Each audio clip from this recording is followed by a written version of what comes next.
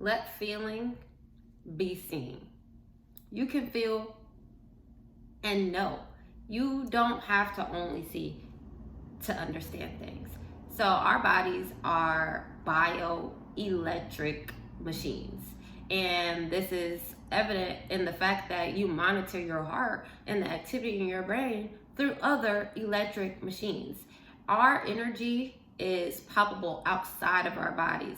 We have the meridians that trace the flow of energy throughout our bodies, but it's known that our body's energy extends outside of ourselves, which is known as our aura. And your aura extends into your environment.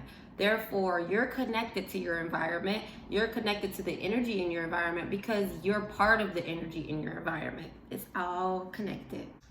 There's an intelligence that runs through your body that your mind does not have access to, that it's forgotten. And that's through the foods we've eaten, what we consume with our minds. But also, it could have been programmed or taught out of you. Most of us associate learning with what we can read on paper or what we hear somebody that we trust knows more to say. But our bodies have a sensory connection to all of the environment, and through the environment you can learn about the environment, about the people and the things that are within the environment. Your eyes are tuned to see light energy, but there is more, or I want to say there's less overt energy that exists within each space and also within each person. Through what you feel in a particular moment, you can become aware.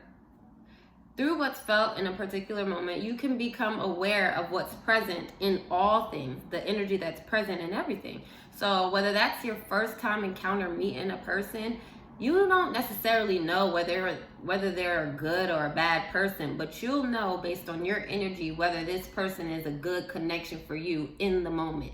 You'll know whether or not you're aligned with them. So this also works with direction. You'll know which way to go. So not only in a car, but if you're at a standstill and you have options, you can sit and think about how something feels, just running through those options, which one feels good, or know which one feels bad. And then you'll know which direction to go into. And this also works in spaces. You can decide whether or not a space is right for you by feeling the energy of the space. You can pick up on the environment. Our energy leaves traces. This means that you'll know whether or not to walk through that door and enter into that room, or whether to buy that house, or whether this is the work environment that's right for you. Your body can literally sense these things. And so you become aware of and have access to this information, to this knowing, by being aware of your body.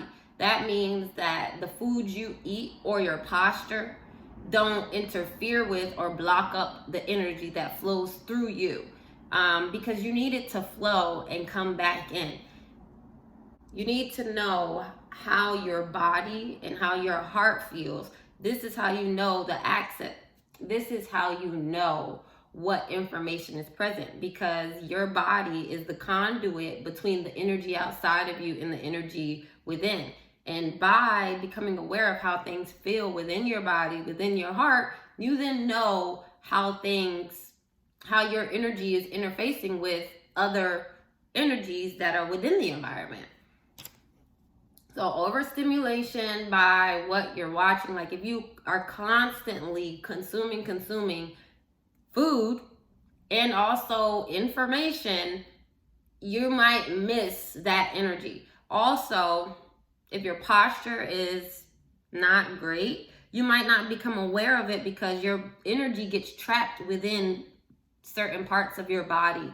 So that interface doesn't happen if the energy is not being exchanged with the environment. And then also through emotional and mental baggage. If your heart and your mind is in somewhere that is not in the present moment, then you're not going to be open. One, you're not going to be open to really feeling right? Like you might cut certain things off. So if your heart and your mind are not in the present, when you are in the present, when you're making the decisions, when you're trying to see if somebody is a good fit for you beyond what they look like, beyond what looks appealing to you, if your mind and your heart are in other places, you might miss the feeling that would be the information in the present moment because you're not focused on it, because your energy is tied up in a different space. You get what I'm saying? So in order to allow yourself to become aware of the feeling, you have to allow the energy to flow. You have to allow those places or experiences from the past that tie your energy up to become undone so that your energy can flow in the present moment, so that you can be in the present moment and know what things and what places are meant for you at that time.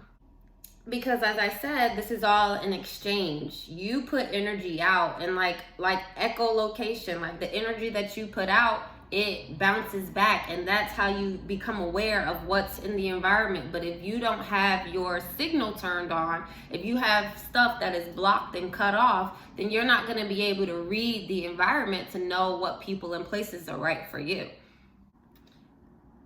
And once you do allow your energy to flow, then you will regain that ability to connect with the environment and learn from it based on how you feel.